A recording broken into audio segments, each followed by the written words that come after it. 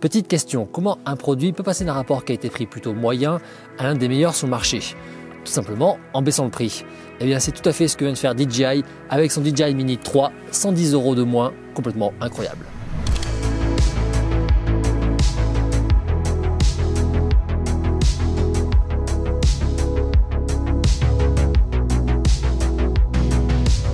Salut tout le monde, bienvenue à la plage avec un magnifique soleil aujourd'hui.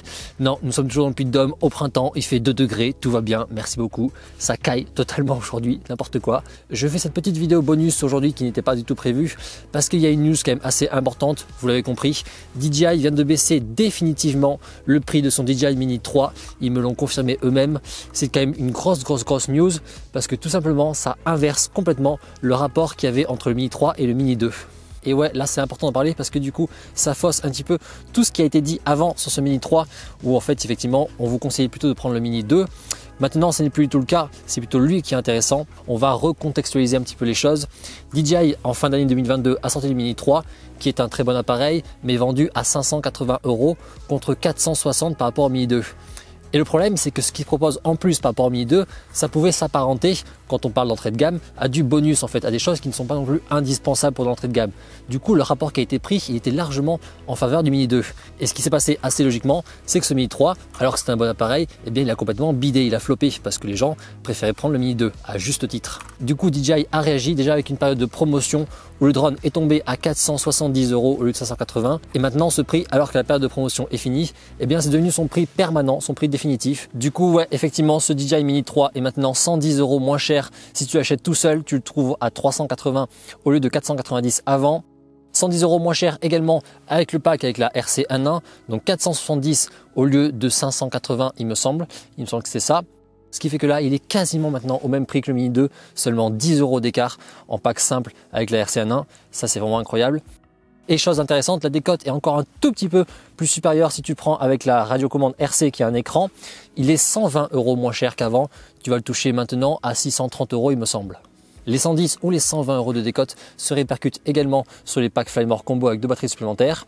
En revanche, le pack, lui, tu payes toujours 190 € de plus par rapport au pack simple. 10 € d'écart entre les packs simples du Mini 2 et du Mini 3. Effectivement, il n'y a plus beaucoup de raisons de choisir le Mini 2 maintenant, alors que ce Mini 3 propose beaucoup plus de choses supplémentaires.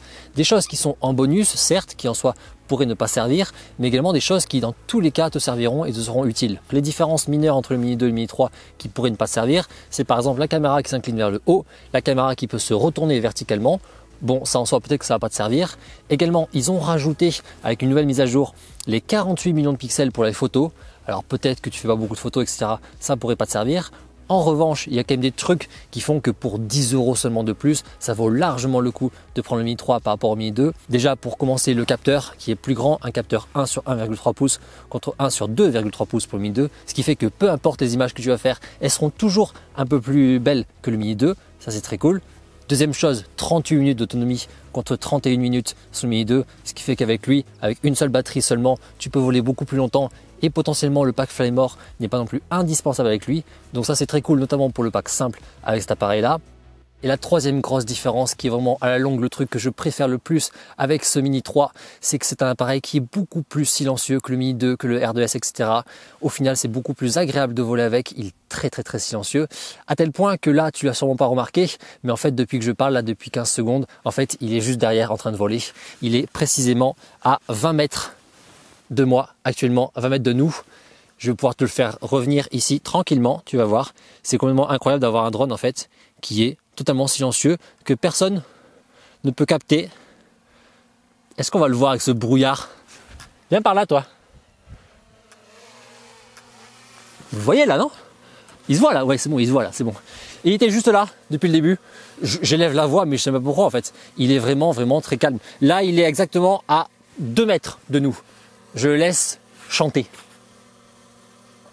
Voilà le bruit du Mini 3 à 2 mètres de nous. Moi je kiffe, rien que ça me suffit à faire acheter le Mini 3. Pour ceux qui n'auraient pas vu ma vidéo sur le RTH, j'ai acheté effectivement il n'y a pas très longtemps enfin un tapis d'atterrissage. Je l'ai toujours oublié pour l'instant, systématique. Il n'y a pas une seule sortie depuis que j'ai acheté ce tapis, hormis pour le RTH, où je n'ai pas oublié mon tapis d'atterrissage. C'est incroyable, je n'ai pas du tout le réflexe de le prendre. Là, je l'ai encore fait atterrir sur une petite pierre toute plate et en me disant mais je suis con, putain, j'avais un tapis quoi. Nico, il va falloir réfléchir un jour. Tu as acheté un tapis, mets-le dans le sac. Voilà. Bref, je me suis égaré. Ouais, on se recentre sur le sujet du jour. Le truc qui est important à comprendre, on peut faire l'erreur si on interprète assez mal le flop qu'a été le Mini 3, c'est qu'il a floppé à cause de son prix, pas à cause de ses performances. C'est un très bon appareil, il n'y a pas de souci, il est meilleur que le Mini 2, c'est juste qu'il était trop cher. Maintenant, à 10 € près par rapport au Mini 2 en pack simple, effectivement, let's go sur le Mini 3 complètement. Le seul match qui reste, c'est en pack Flymore combo avec 3 batteries. Oui, où là tu as encore 60 € d'écart entre les deux en faveur du Mini 2 bien sûr, 600 contre 660. Voilà, si jamais le Mini 2 est soldé en pack Flymore combo, ce qui est souvent le cas actuellement, et ben dans ces cas-là, là tu peux avoir encore un intérêt à prendre le Mini 2 parce que tu pourrais avoir un écart de prix qui est assez important. Si en revanche il n'y a pas de promo, que c'est 600 contre 630, il y a encore un petit match, mais malgré tout je donnerai priorité au Mini 3 là-dessus. Ce qui est intéressant également, c'est qu'il se démarque forcément encore un peu plus de son grand frère le Mini 3 Pro, qui lui est bien plus polyvalent. Mais maintenant avec un écart de prix très grand, à partir de 380 € pour le Mini 3 contre 740 pour le 3 Pro, quasiment le double tout simplement. Pour une utilisation très classique, prise de vue aérienne toute simple, le Mini 3 devient du coup une très belle option pour faire de la belle image pour pas cher. Le truc qui le rendrait vraiment parfait dans cette approche, ça serait un petit profil Destiny-like en plus comme sur le 3 Pro. Et là ouais, ça serait vraiment le drone parfait pour des simples vidéos aériennes top qualité pour un prix contenu.